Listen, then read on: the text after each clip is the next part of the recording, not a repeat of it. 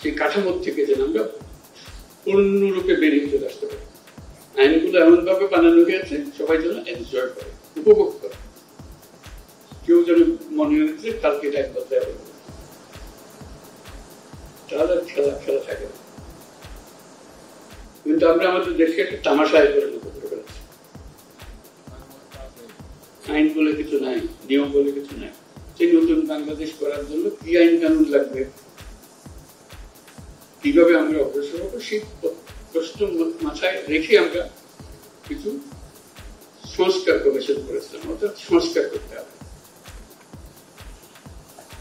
তার মধ্যে প্রথম সংস্কার কমিশন প্রথমবারই করে ফেলেছিলাম, তারপর পরবর্তী আরো অনেকগুলো করেছে।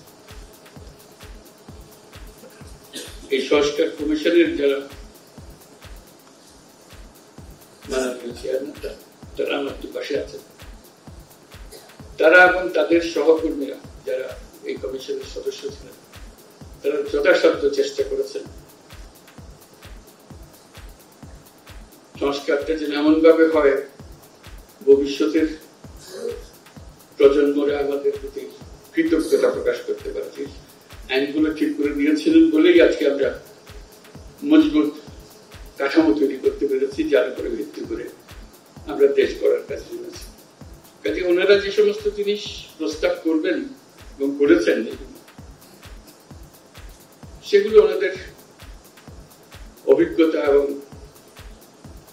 ওনাদের পাণ্ডিত্য এবং ওনাদের আলাপ আলোচনার মাধ্যমে তারা যা করতে পেরেছেন সেটা ওনারা তুলে ধরেছেন। কত দ্রুত গ্রহণ করবো, কিভাবে অগ্রসর হবে, তো সেটা তো ওনাদের যে অভিজ্ঞতা তার উপরে ভিত্তি করে রচনা করা। এখন আপনাদের অভিজ্ঞতা এবং আপনারা যেহেতু জনগণের নেতা, রাজনৈতিক দলের নেতা, আপনাদেরকে প্রতিনিয়ত এই আইনগুলো, নিয়মগুলো, প্রতিষ্ঠানগুলোর সঙ্গে মোকাবেলা করতে হবে। সেজন্য ওনাদের এগুলো আপনাদের সামনে দেওয়া হবে। আজকে আলোচনা শুরু করার জন্য আলোচনাটা একাডেমিক আলোচনা না, বাস্তব আলোচনা, যে কোনটা আমরা কাজে লাগাতে পারবো, কোনটা লাগবে, কোনটা লাগবে না, কিভাবে সংশোধন করলে ভালো হবে ইত্যাদি আলোচনা। তো ওই স্বপ্ন, যে স্বপ্ন আমরা এমন ভাবে মজবুত ভাবে আইনগুলো বানাবো যাতে সবাই মেনে চলবে, এবং মেনে চলার মাধ্যমে আমরা একটা সুন্দর সমাজ, সুন্দর রাষ্ট্র গঠন করতে পারবো। সেই উদ্দেশ্যেই আজকে বসা, এবং কিভাবে এই আলাপটা চলবে, সংলাপটা চলবে, সে সম্বন্ধে একটু ধারণা দেবেন প্রফেসর আলী রিয়াজ।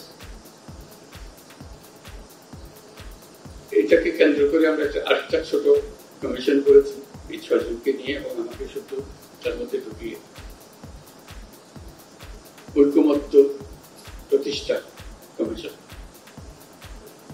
একটা ঐক্যমত্য আনা, সবাইকে মিলিয়ে, কারোর উপর চাপিয়ে দেওয়ার জন্য না। গুরুত্বটা আমরা সবাই বুঝি, এটা নিয়ে কাউকে কিছু বোঝাতে হবে, কিন্তু আমাদের তো গ্রহণ করতে হবে, কাজে লাগাতে হবে। এবং আজকের দিনটা একটা, যে দ্বিতীয় পর্বে শুরু করছে, একটা প্রচন্ড সুযোগ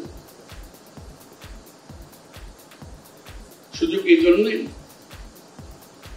যে আমরা এমন পর্যায়ে আছি এখন, আমাদের মধ্যে ঐক্যমত সৃষ্টি হলে আমরা সেগুলো কাজে লাগাতে পারি, এবং এবার কাজে লাগালে সেটা বংশ প্রজন্ম পরম্পরা সেটা চলতে থাকে, এবং একটা সুন্দর দেশ আমরা পাবো। এই